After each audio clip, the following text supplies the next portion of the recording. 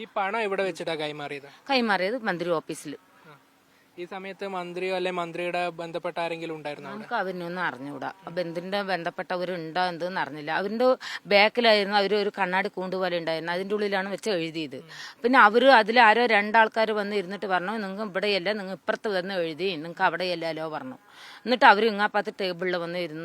ഞങ്ങളുടെ അടുത്തൊക്കെ വാങ്ങിച്ചിട്ടാണ് ഇങ്ങാപ്പുറത്ത് ടേബിളിൽ വന്ന് ഇരുന്നത്. ഓഫർ തട്ടിപ്പുമായി ബന്ധപ്പെട്ട കൂടുതൽ പരാതികളുമായി ആളുകൾ ഇപ്പോൾ രംഗത്തെത്തുകയാണ്. ഇതിൽ പ്രമുഖരെയൊക്കെ മുൻനിർത്തിക്കൊണ്ടാണ് ഈ തട്ടിപ്പ് നടക്കുന്നത് എന്നുള്ളതാണ്. നിലവിൽ ഇപ്പോൾ ചിറ്റൂരിൽ മന്ത്രി കൃഷ്ണൻകുട്ടിയുടെ ഓഫീസിൽ വെച്ചാണ് പലരും ഈ ഒരു ഓഫർ തട്ടിപ്പിന്റെ ഇരയായത്. അവിടെ വെച്ചാണ് പണം കൈമാറുകയും ചെയ്തത്. അത്തരത്തിൽ പണം കൈമാറിയ ചിറ്റൂരിലെ ഒരു സ്ത്രീ ഉഷ എന്ന് പറയുന്ന ഒരു വീട്ടമ്മ, അവർ നമുക്കൊപ്പം ചേരുകയാണ്.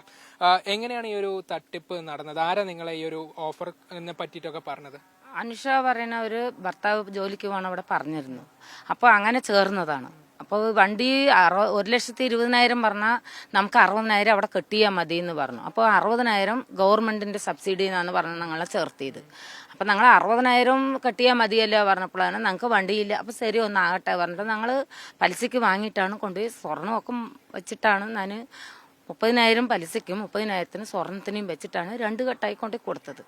30,000 500 ഒരു കെട്ടും, പിന്നെ ഒരു 30,000 500 2, അങ്ങനെ ഒരു കെട്ടും. പിന്നെ 5,900 പിന്നെ വിളിച്ചിട്ട് പറഞ്ഞു 5,900 വന്നിട്ട് ഇതിന്റെ ഇൻഷുറൻസ് ആയിട്ട് കെട്ടണം പറഞ്ഞു. അപ്പോൾ 5,900 ഇൻഷുറൻസ് ആയി കെട്ടണം പറഞ്ഞാൽ ഞങ്ങളുടെ കയ്യിൽ ഇപ്പം ഇല്ല പറഞ്ഞപ്പോൾ പിന്നെ വേറൊരു കുട്ടീനെ വിളിച്ച്, ഞങ്ങളുടെ അവിടുത്തെ ബന്ധുക്കാരെ കുട്ടിയാണ്, ആ കുട്ടീനെ വിളിച്ചിട്ട് ഫെഡറൽ ബാങ്കിൽ നിന്നാകുമ്പോൾ വേഗം കയറും, നിങ്ങൾ ഫെഡറൽ ബാങ്കിനുള്ള ആൾക്കാരിനെ വിളിച്ച് ചേർത്തിട്ട് നിങ്ങൾ വേഗം അയച്ചു തരും പറഞ്ഞു. ഈ പണം ഇവിടെ വെച്ചിട്ടാ കൈമാറിയത് മന്ത്രി ഓഫീസിൽ. ഈ സമയത്ത് മന്ത്രിയോ അല്ലെ മന്ത്രിയുടെ ബന്ധപ്പെട്ട ആരെങ്കിലും ഉണ്ടായിരുന്നോ? നമുക്ക് അവനൊന്നും അറിഞ്ഞൂടാ. ബന്ധുവിന്റെ ബന്ധപ്പെട്ടവരുണ്ടോ എന്തെന്ന് അറിഞ്ഞില്ല. അവരുടെ ബാക്കിലായിരുന്നു ഒരു കണ്ണാടി കൂണ്ട് പോലെ ഉണ്ടായിരുന്നു, അതിന്റെ ഉള്ളിലാണ് വെച്ച് എഴുതിയത്. പിന്നെ അതിലാരോ രണ്ടാൾക്കാർ വന്ന് ഇരുന്നിട്ട് പറഞ്ഞു, നിങ്ങൾ ഇവിടെയല്ല, നിങ്ങൾ ഇപ്പുറത്ത് വന്ന് എഴുതി, നിങ്ങൾക്ക് അവിടെയല്ലോ പറഞ്ഞു.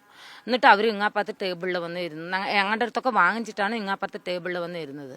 ഞാനത് നിറയെ ആൾക്കാർ വരുന്നതൊക്കെ കണ്ടിട്ട് തന്നെ നമ്മളും വിശ്വസിച്ച് കൊടുത്തിട്ട് വന്നു.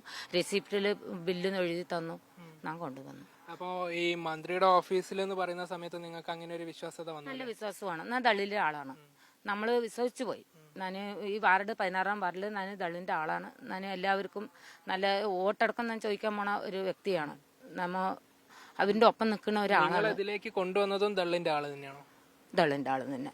എന്നാൽ ഞാനും വിശ്വസിച്ചു, പറയൊന്നുമില്ല. അപ്പം ഞങ്ങൾക്ക് പൈസ കിട്ടിയാൽ മതി. ഞങ്ങൾ അവരിന് ഏത് കക്ഷിക്കാരായാലും ശരി, ഏത് പാർട്ടിയിലുള്ളവരായാലും ശരി, ഞങ്ങൾക്ക് അതിനെപ്പറ്റി ഒരു കുഴപ്പമൊന്നുമില്ല.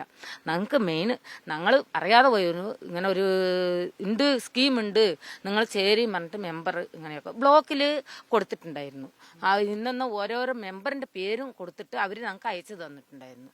എന്ന പോലെ ഇന്ന ആൾക്കാരാണ് ഈ വാർഡിൽ ഒരാൾ പേര്, ഞാൻ അവരിന് പറഞ്ഞാൽ അവർ സങ്കടം വിചാരിക്കും, വേണ്ട, അവരുടെ പേരിലാണ് ഇത്രയും ഫോമുകൾ വന്നിരിക്കുന്നത്. എന്നിട്ട് വേറെ ഒരാളുടെ അടുത്ത് കൈമാറുകയും ചെയ്യും. ഞാൻ അവരിനോട് പറയുകയും ചെയ്തു, നിങ്ങൾ ഒന്ന് ചേർത്തിയില്ല എങ്ങനെയൊക്കെ ഉണ്ടായിരുന്നിട്ട് അവരിനോടൊന്ന് വഴക്കായി. ഇതിപ്പോ ഉഷ ചേച്ചി അല്ലാതെ കുറെ സ്ത്രീകൾ ഈ മേഖലയിൽ ഇങ്ങനെ പെട്ടുപോയിട്ടുണ്ട് പറഞ്ഞാൽ ഞങ്ങളുടെ എനിക്ക് അറിഞ്ഞത് ഒരു 4-5 ആളേ ഉള്ളൂ. പിന്നെ മറ്റുള്ളവരൊന്നും നമുക്ക് അറിഞ്ഞൂടാ. അന്ന് 250 റുപ്യ 200 റുപ്യന്റെ സ്റ്റാമ്പ് പേപ്പർ വാങ്ങാൻ വേണ്ടി ചിറ്റൂരിൽ വന്നിട്ട് 1000-ന്റെ വാങ്ങാൻ പറഞ്ഞു. മന്ത്രിയുടെ ഓഫീസിലെ ഇത് കൊടുക്കാൻ പോകുന്ന സമയത്ത് കുറെ ആളുകൾ വേറെ ഉണ്ടായിരുന്നു ഈ പൈസ അടയ്ക്കാൻ വേണ്ടി. നിറയെ ആൾക്കാരുണ്ടായിരുന്നു. 19/10/2024 നിറയെ ആൾക്കാരുണ്ടായിരുന്നു. അത് ഞങ്ങളും വിശ്വസിച്ചല്ലേ കൊടുത്തത്. നിറയെ ആൾക്കാർ വരുന്നു. അപ്പൊ അതിൽ ഒരാള് പറഞ്ഞിരുന്നു, ഇത് ഇത്രയും പൈസ, അത് ആരും എന്തെന്ന് അറിയില്ല, ഇത്രയും പൈസ ഒന്നിച്ച് വാങ്ങുന്നതിന് പകുതി ഇപ്പൊ വാങ്ങിച്ചിട്ട് പകുതി വണ്ടി തരുമ്പോ നിങ്ങൾ വാങ്ങിച്ചതാണെങ്കിൽ വളരെ ഉപകാരമായി. ഈ പൈസ തിരിക്കാൻ തന്നെ ഞങ്ങൾ ഒരുപാട് ബുദ്ധിമുട്ടിയെന്ന് അയാൾ പറയുകയും ചെയ്തു. ഒരു മകളിനെയാണ് തോന്നുന്നു കൊണ്ടുവന്നത്, മകളിനെയാണ് പെങ്ങളിനെയാന്ന് അറിയില്ല, അയാൾ പറയുകയും ചെയ്തു. ആലാരെന്നറിയില്ല. പോലീസിൽ പരാതി കൊടുത്തിട്ടുണ്ടോ? നിലവിൽ ആനന്ദകൃഷ്ണന്റെ മേലെയാ പരാതി കൊടുക്കാൻ പറഞ്ഞിട്ട് ഇന്നലെ ഓഫീസിൽ പോയി തന്നെ എഴുതി കൊടുത്തിട്ട് വന്നിട്ടുണ്ട് മിലിഞ്ഞാന്ന്.